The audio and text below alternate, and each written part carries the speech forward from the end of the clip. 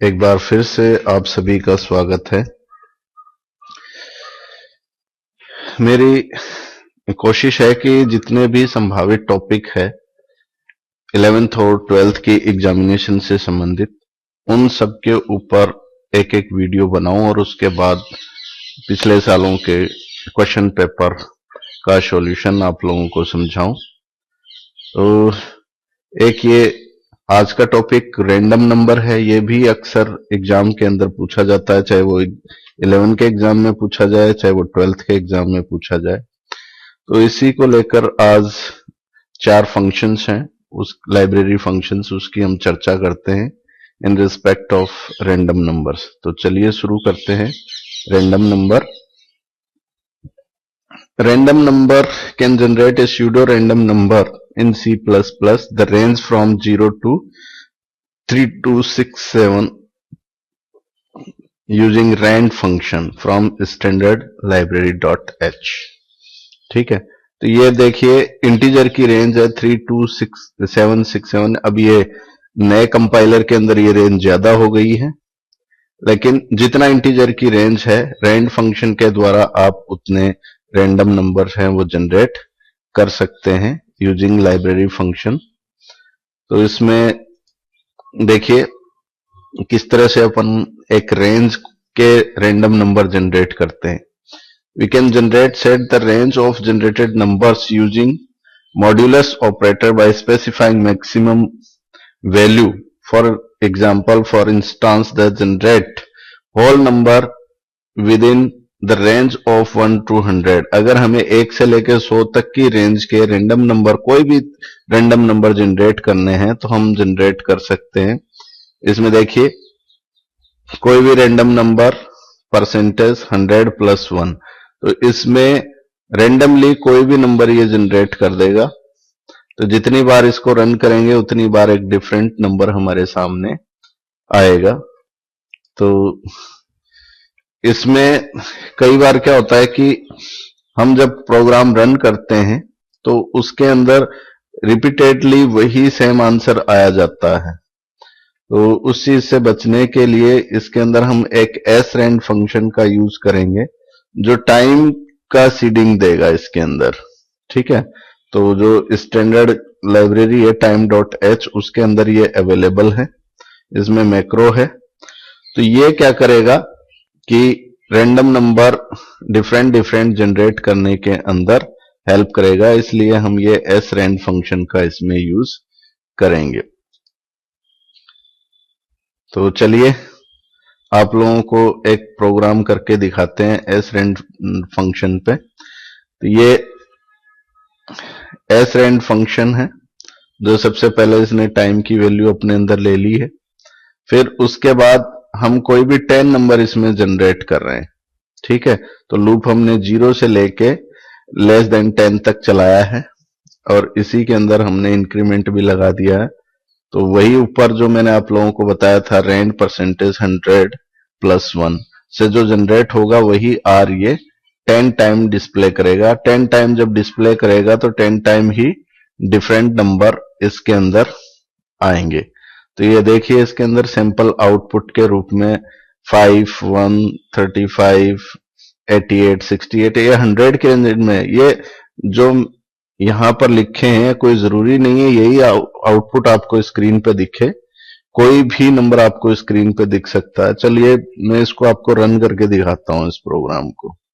ठीक है, तो इसमें C++ चलाएंगे हम। पहले इसको एंड कर देता हूं ये। तो C++ चलाइए। इसमें यही सेम प्रोग्राम मैंने रैंडम के नाम से सेव किया हुआ है, ये हम ओपन कर लेते हैं।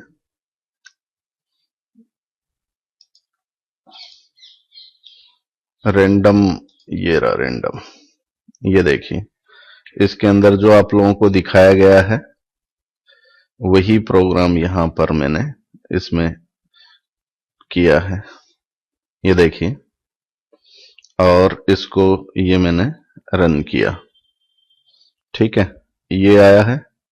ठीक है, अब इसको मैं एक बार फिर से रन करता हूं। देखिए डिफरेंट आ गया।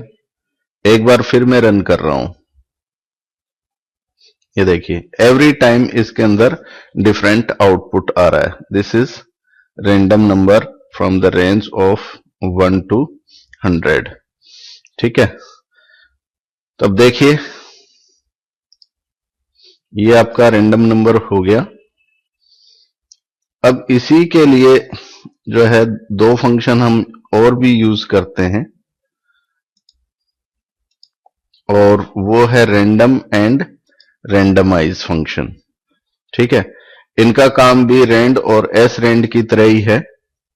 ठीक है, तो ये भी कई बार रैंड और एस रैंड के रूप में पूछ लेते हैं, कई बार रैंडम और रैंडमाइज के रूप में पूछ लेते हैं।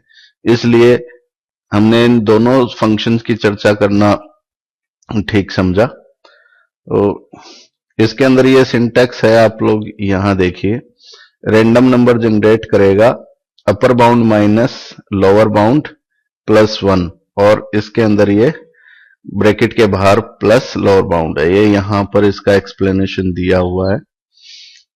ठीक है, तो अब जैसे मान लो हमें 1 से 100 तक के फंक्शन नंबर जनरेट करने इस फंक्शन के थ्रू, तो 100 माइनस 1 प्लस 1 और ब्रैकेट में बाहर प्लस 1, तो ये हमारी रेंज आ जाएगी 1 to 100 तक। चलिए इसका प्रोग्राम देख लीजिए। ये प्रोग्राम पहले वाले से और थोड़ा सा सरल है, क्योंकि इसके अंदर जो टाइम वाली वैल्यू है वो हिडन हो गई रैंडमाइज के अंदर, वो हमें एक्स्ट्रा देने की जरूरत नहीं पड़ी। तो इसमें सबसे पहले रैंडमाइज आप लिख देंगे। अगर रैंडमाइज आप हटा देंगे तो वापस वही नंबर रिपीट होके आपके पास आ जाएंगे। तो इससे बचने के लिए आपने रैंडमाइज लगाया है, जो टाइम वैल्यू सीड करता है। ये मैंने आपको पहले भी एस रैंड के टाइम पे बताया था। ठीक है, तो ये वो आपका प्रोग्राम है।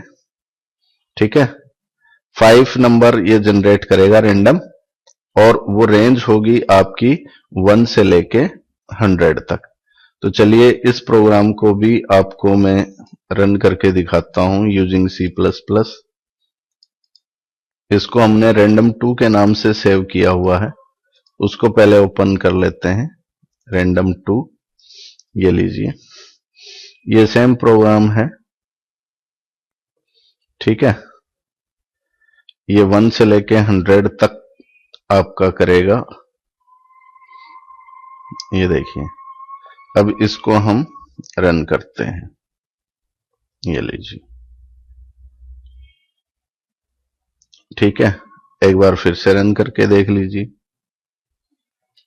ठीक है, जितनी बार आप रन कीजिएगा एक बार फिर कर लीजिए, डिफरेंट आउटपुट आपके सामने आएगा।